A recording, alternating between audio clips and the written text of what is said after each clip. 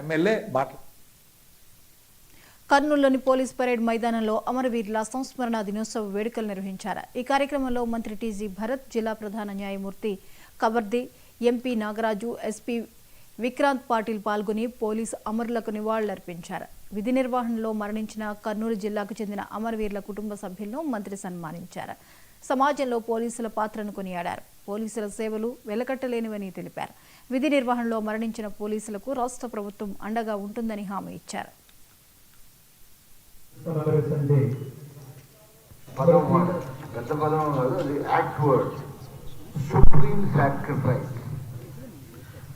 ఒక మనిషి ప్రాణాలు కోల్పోవటం కంటే ఇంకా అంతకంటే సాక్రిఫైస్ అనేది ఏదీ లేదు. విధి నిర్వహణలో పోలీసు వారు తమ ప్రాణాలు సైతం లెక్క చేయకుండా ప్రాణాలను పణంగా పెట్టి విధి నిర్వహిస్తున్నారు. ఆ విధి నిర్వహణలో ఎవరైతే ప్రాణాలు కోల్పోతున్నారో వారందరినీ కనీసం సంవత్సరానికి ఒక రోజు పర్టికులర్గా ఒక రోజుని దానికి కేటాయించి గుర్తుపెట్టుకోవడం అనేది కరెక్ట్ కాదు యాక్చువల్గా. కానీ కనీసం అదన్నా ఉండాలనే ఉద్దేశంతో ఈ రోజుని వారి సంస్కరణ దినం కింద డిక్లేర్ చేశారు.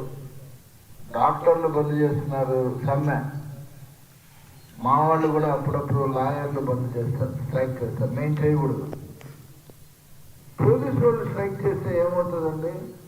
స్ట్రైక్ చేస్తే ఏమవుతుందో అందరికీ తెలుసు. ఈరోజు 100, ఇప్పుడు ఏదో నెంబర్ మారింది, 104 అట్లో ఏదైనా ఫైర్ యాక్సిడెంట్ అయినా పోలీసే, పిక్ పాకెట్ అయినా పోలీసే, కొట్టుకున్నా పోలీసే, లా అండ్ ఆర్డర్ ప్రాబ్లం వచ్చినా పోలీసే, బందోబస్తు అయినా పోలీసే.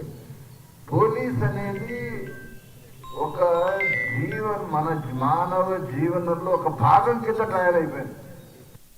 మన రాష్ట్రంలో మన జిల్లాలో కూడా ఎంతోమంది పోలీసులు శాంతి భద్రతలను రక్షించేందుకు పోరాడుతున్నారు.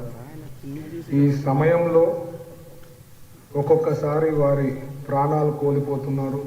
2025లో సంవత్సరంలో భారతదేశం అంతటా 191 మంది పోలీసులు అధికారులు మరియు ఆంధ్రప్రదేశ్ రాష్ట్రంలో అంతటా ఒక 5 మంది సిబ్బంది విధి నిర్వహణలో తమ ప్రాణాలు త్యాగం చేశారు. ఎంతోమంది పోలీసులు వారి కుటుంబాలకు దూరంగా ఉంటూ ప్రమాదాలు ధైర్యంగా ఎదుర్కొంటూ ఒకసారి చివరికి ప్రాణాలు కూడా కోల్పోతున్నారు. అమరవీరుల కుటుంబాలకు నా హృదయపూర్వక సంతాపం తెలియజేస్తున్నాను. లేనప్పటికీ వారు చేసే త్యాగం మన గుండెల్లో ఎప్పటికీ గుర్తుంటుంది.